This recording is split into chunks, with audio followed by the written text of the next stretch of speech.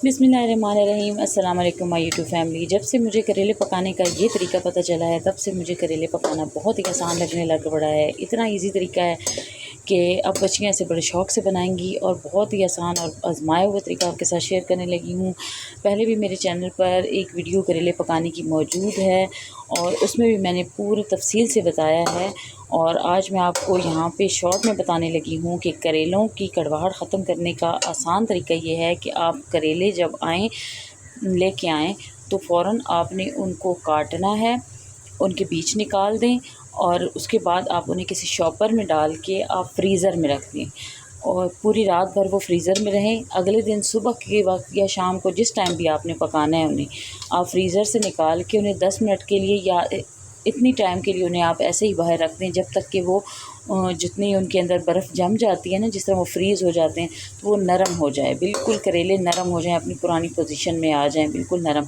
और आप देखिएगा कि जैसे ही फ्रीज़र में से निकालने के बाद आप करेलों के रखेंगे और जैसे ही वो नरम होंगे उसके बाद आप उनकी कटिंग करके और उन्हें हाथों की मदद से दबाएँगी, उन्हें निचोड़ेंगी, बग़ैर नमक लगाए आप उन्हें निचोड़ेंगी तो उनके अंदर से इतना ज़्यादा पानी निकलेगा, इतना ज़्यादा रस निकलेगा। 1 से 2 बार निचोड़ने के बाद ही आप उसमें अच्छे तरीके से उसको जितनी भी कड़वाहट होगी वो निकल जाएगी। उसके बाद आपने उसे 1 या 2 अदद पानी के अंदर, सादा पानी के अंदर धो के फिर आपने उसे निचोड़ लेना है।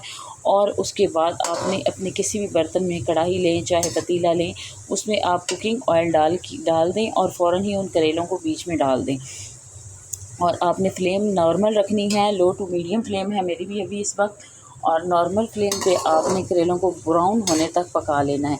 यहाँ पे अभी मैं जो है इसको ब्राउन कर रही हूँ, लेकिन ये अभी तक लाइट ब्राउन हुए हैं, डार्क ब्राउन नहीं करूँगी इन्हें, लेकिन इतने ब्राउन करूँगी कि इनकी अंदर जो है ना ये कड़वाहट बिल्कुल ख़त्म हो जाएगी। और यकीन करें इस तरीके से पकाने से ज़रा से भी कड़वे जो होते हैं ना करेले वो नहीं होते हैं, करेलों की कड़वाहट बिल्कुल ख़त्म हो जाती है। और ये तरीका हमारा आजमाया हुआ ख़ानदानी तरीका है।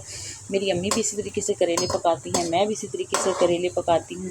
और इससे पहले जब मैं बनाती थी करेले तो वो बड़े ही मुझे मुश्किल लगते थे, क्योंकि उन्हें पहले कटिंग करके नमक लगा के धूप पे रखा जाता था और 2-3 घंटों के बाद फिर वो जब वो धूप लगने की वजह से नरम होते थे फिर उन्हें दबा दबा के उनकी कड़वाहट निकाली जाती थी। और जो उसके ऊपर नमक लगाया जाता था वो नमक करेलों के अंदर रच बस जाता था। और जब करेले की सब्ज़ी पकाने के बाद जब हम खाने लगते थे तो बच्चे कहते थे कि नमक है करेलों में, बहुत ज़्यादा तेज़ नमक है। हालांकि मैं जो ग्रेवी उसकी बनाती थी करेलों की उसमें भी मैं नमक कम डालती थी, लेकिन फिर भी जब भी करेला खाया जाता था तो उसके टेस्ट में नमक बहुत ज़्यादा आता था। तो अभी जो तरीका मैं आपको बता रही हूँ इस तरीके से एक तो आपके करेले में कड़वाहट भी नहीं होगी और वो जो तेज़ नमक का जायका आता है वो भी नहीं होगा। आपने सिंपल सीधा, मैं एक बार फिर आपको बताने लगी हूँ, आसान सा तरीका है। करेलों की दरमियान से कटिंग करें, उसके बीज निकालें और उसको फ्रीज़र में फ्रीज़ कर दें, किसी भी शॉपर में डाल के फ्रीज़र में रख दें। ओवरनाइट के लिए रखें, 2 दिनों के लिए रखें, 1 हफ़्ते के लिए रखें, कोई इशू नहीं है। लेकिन जब आप उसे बाहर निकालें तो उसे नॉर्मल टेम्परेचर पर आने दें। फ्रीज़र में से पकाने से आप 3 घंटे पहले करेलों को बाहर निकाल के रख दें, 3 घंटे पहले कम अज़ कम। उस दौरान ये होगा कि करेलों के अंदर जितनी बर्फ़ जमी होगी वो खुद ब खुद मेल्ट हो जाएगी। आजकल तो गर्मियाँ हैं, बड़े जल्दी नरम हो जाते हैं।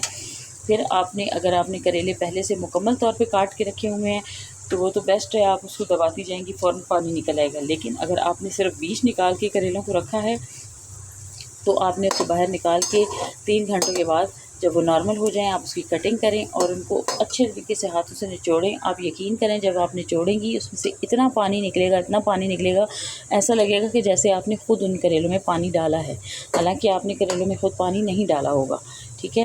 और उसके बाद जब वो पानी आप उसमें से निचोड़ के निकाल लेंगी उसके बाद आपने उसे 2 पानियों के अंदर या 3 पानी के अंदर करेलों को खुले पानी के अंदर धो लेना है और एक बार फिर उसे निचोड़ लेना है।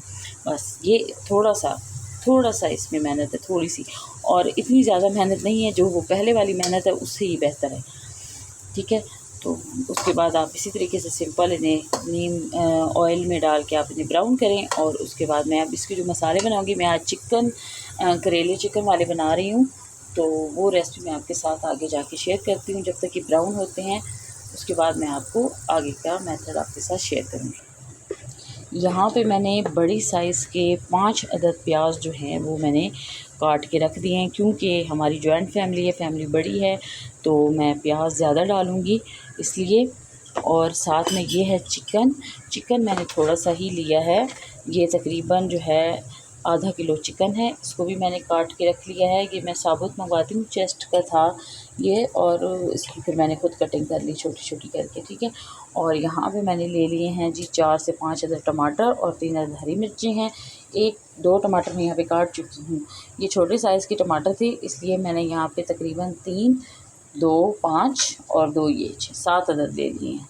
आप चाहें तो 5 ले लें, 4 ले लें, लेकिन इसमें टमाटर मैं ज़्यादा डालूँगी क्योंकि प्याज जो मेरे पास ज़्यादा है, ठीक है। और मैं जॉइंट फैमिली के लिए बना रही हूँ। हमारे मतलब हम लोग तकरीबन 10 लोगों के लिए मैं बना रही हूँ, तो इसलिए मैंने इसमें प्याज भी ज़्यादा डाले हैं और टमाटर भी जितने प्याज हैं उसके हिसाब से अगर जो है ना नाप किया जाए तो तकरीबन मैं ये आधा किलो टमाटर होंगे जो मैं इसमें डालने लगी हूँ, ठीक है। और प्याज जो हैं वो 1 से 1.5 किलो के करीब हैं जो मैं बीच में डालने लगी हूँ। अच्छा, ये सब्ज़ियाँ जो है ना पकाने में खाने में लगती तो बड़ी मज़े की हैं, लेकिन इसमें प्याज और टमाटर का बहुत ख़र्चा होता है। यहाँ पे जी आपको थोड़ा सा अपने हॉल का टूर कराती हूँ। अभी मेरी बेटियां सो रही हैं। बड़े तीनों बच्चों को तो मैंने स्कूल में भेज दिया। एक बेटी मेरी कॉलेज में गई है, उसका सेकंड ईयर का पेपर हो रहा है, और दूसरी बेटी मेरी जो है वो 7th क्लास में पढ़ती है, वो भी स्कूल में जा चुकी है। उसे भी सुबह लंच बना के दिया। बेटा मेरा 9th क्लास में है, तो उसे भी मैंने स्कूल सुबह के वक्त उठी हूँ उसे भेजा है। उसके बाद जनाब मैंने बाहर से दोनों तरफ से फ़र्श धोए, साफ़ सफाइयाँ की, बाहर की पानी भरा पीने का, और फिर अंदर आई हूँ तो मेरी छोटी गुड़िया उठी हुई थी। फिर मैंने उसे उठाया और उसका मुंह हाथ धो के उसकी नैपी पैम्पर चेंज किया, साफ़ सफाई अपनी छोटी गुड़िया की।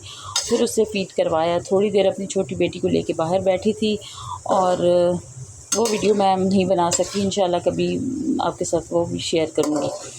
और थोड़ी देर फिर अपनी बेटी को बाहर उठा के उसे टाइम दिया, उसके साथ थोड़ी देर प्यार वगैरह किए। 1 घंटे का टाइम मैंने उसे दिया। फिर जब उसे दोबारा नींद आई तो अपनी बेटी को सुला दिया, और सुलाने के बाद फिर आ गई किचन में, और अब बना रही हूँ करेले की रेसिपी, और यहाँ पे साथ साथ करेले पकाऊँगी भी, और साथ मैंने किचन की सफाई भी करनी है। और अभी तक मेरी बड़ी बेटी सो रही है क्योंकि रात को वो ज़रा उसकी तबीयत ठीक नहीं थी तो वो लेट सोई थी, तो अभी मैंने उसे उठाना मुनासिब नहीं समझा। जब उठेगी तो उसे नाश्ता बना के दूँगी, साथ में मेरे ससुर भी आ जाएंगे, उन्हें खाना बना के दूँगी, रोटी वगैरह पका के दूँगी बच्चों को। लेकिन बेटी जब उठेगी तो बाकी जो कमरों की साफ़ सफाई हैं वो करेगी, ठीक है। थोड़े से ही काम उसके लिए छोड़ती तो हूँ मैं। और यहाँ पे आप देखें मैंने करेलों को ना किस तरह ब्राउन किया। बिल्कुल आपने ना इसको दरमियानी मीडियम आंच पे आपने करेलों को ब्राउन करना है, ठीक है। हाई फ्लेम पे आपने नहीं करने ब्राउन। हाई फ्लेम पे अगर आप करेलों को फ्राई करेंगी ना तो ये ऊपर से तो ब्राउन हो जाएंगे, लेकिन अंदर से ये कच्चे भी रहेंगे और कड़वे भी रहेंगे। इसलिए आपने दरमियानी आंच पे करना है इनको, और ये दरमियानी आंच पे अब इतने काफ़ी हैं, इससे ज़्यादा मैं नहीं करूँगी क्योंकि इससे ज़्यादा अगर किए ना गोल्डन ब्राउन करने के चक्कर में पड़ी तो ये बिल्कुल छिलका से बन जाएंगे और मज़े के नहीं लगेंगे। वो फिर खाते हुए भी ज़्यादा जल्दी जो है ना उनके मुंह में इस तरह छिलके की तरह आते हैं, नरमी नहीं रहती है करेलों में। यहाँ पे अभी ये हो चुके हैं डन। इन्हें अभी मैं बाहर प्लेट में निकाल लूँगी, और इससे आगे क्या करना है वो मैं आपको अभी दिखाती हूँ।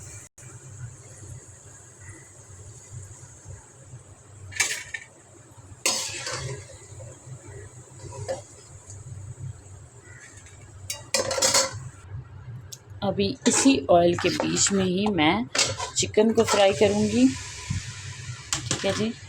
और चिकन को फ्राई करने के दौरान मैं इसमें नमक थोड़ा सा डाल दूँगी।